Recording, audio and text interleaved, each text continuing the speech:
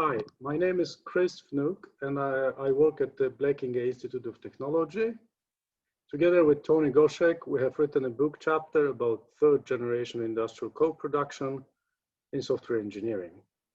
I would like to briefly present the co-production model that we're describing in the book chapter. What do we mean by co-production? The term co-production refers to the collaborative work of researchers and practitioners in industry to first identify challenges and second to devise solutions that can be used in practice. Co-production here is a macro framework of research methods in which many other micro methodologies, for example, case studies, action research, experimentation, can be used in combination to achieve co-production. Our model contains 7 steps. They are described below, and they're not necessarily sequential in terms of how much effort you have to spend on each of the steps. They're presented in a chronological manner. The first step is understanding the problem. As we know, any company that we've been collaborating, and we've been collaborating with many companies over the last 20 years, has problems and challenges. So when you work with companies, you will never experience a perfect company that has no problems. Therefore, the first step is to identify the area that you would like to explore by looking at the challenges and opportunities. And you do that by executing a lightweight assessment where you understand the ways of working, you collect data about interviews and documents that the company is producing when performing work, and you report this assessment.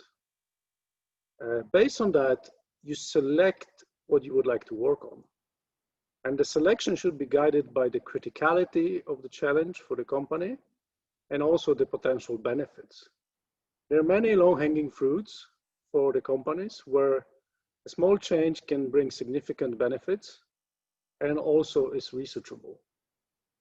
And finally, the selection of the topic to be researched on should be within your interests.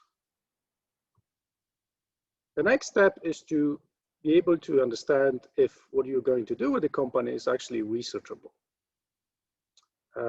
In other words, you should avoid doing consultancy, so doing the work for the company.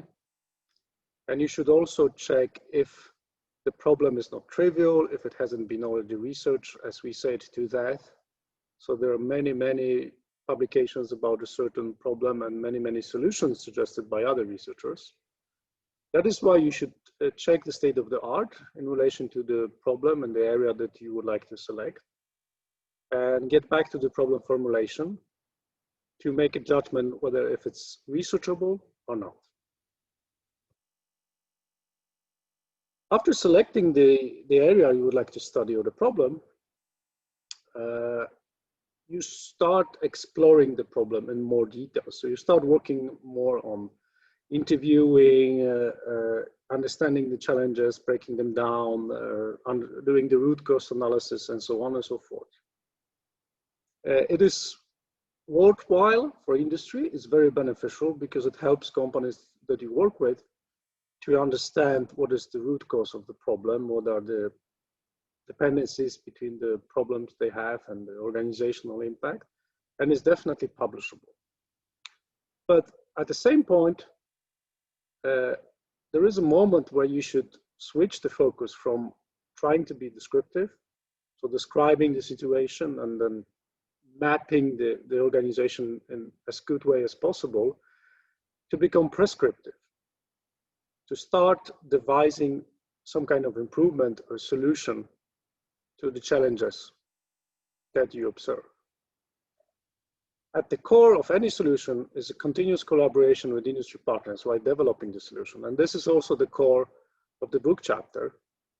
We're trying, based on our experiences, to help you build a long-term collaboration with companies on significant research topics that can be publishable and beneficial for both academia and industry. This is a large step, and quite many researchers avoid taking that step and decide on publishing just the descriptive work, which is also okay, but it doesn't give the potential solutions.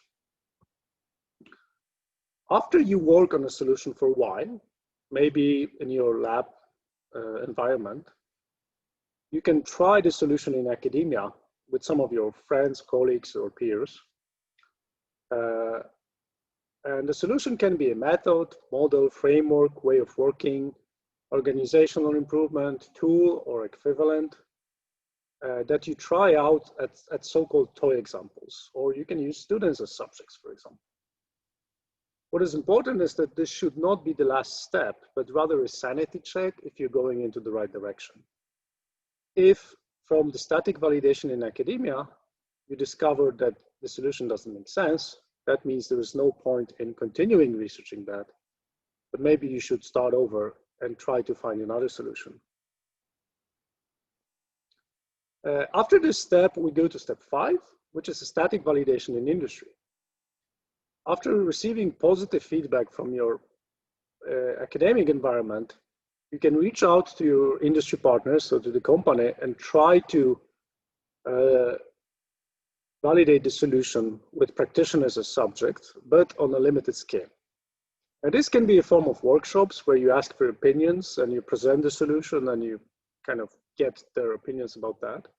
You can also try lightweight production, which means running the solution on example scenarios in a very kind of protected environment where there is not many disturbances, so that you can observe the effects of applying the solution to the process or the task or the procedure that you're actually trying to improve.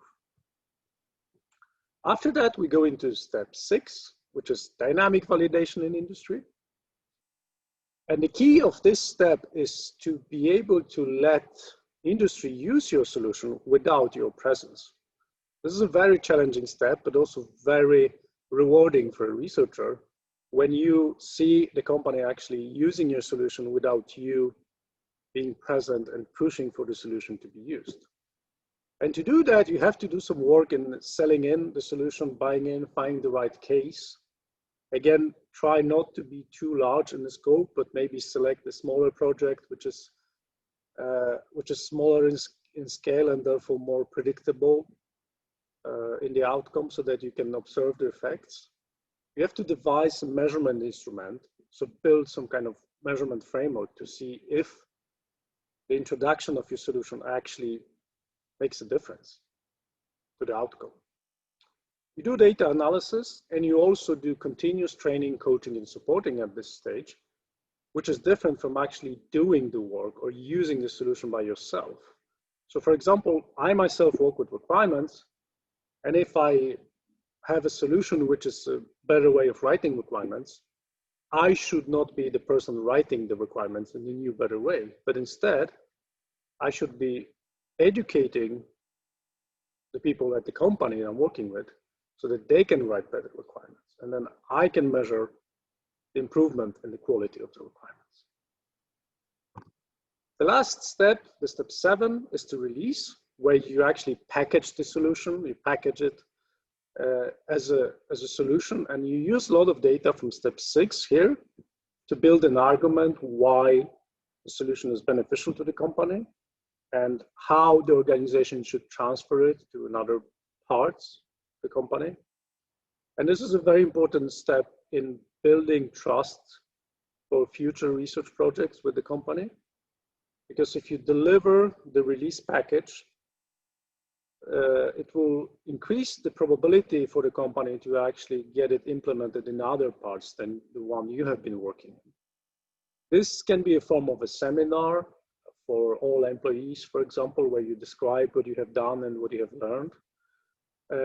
It should be connected to writing a short manual, kind of most important steps to write better requirements, for example, and making it available for people at the organization. So doing a little bit of a marketing of your positive results so that as many people as possible in the organization knows about this new improvement and maybe get interested in also getting that.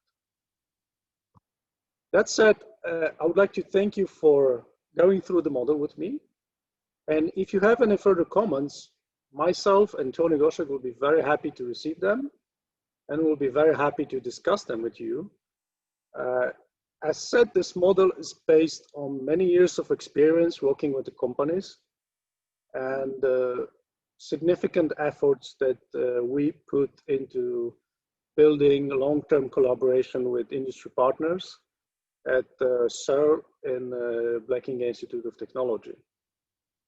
Therefore, I would like to thank anyone who has contributed in building the successful research environment that we have at BTH, and also contributing to the actual model that we're presenting in this book chapter. Thank you, and I hope to receive your feedback over email. Bye.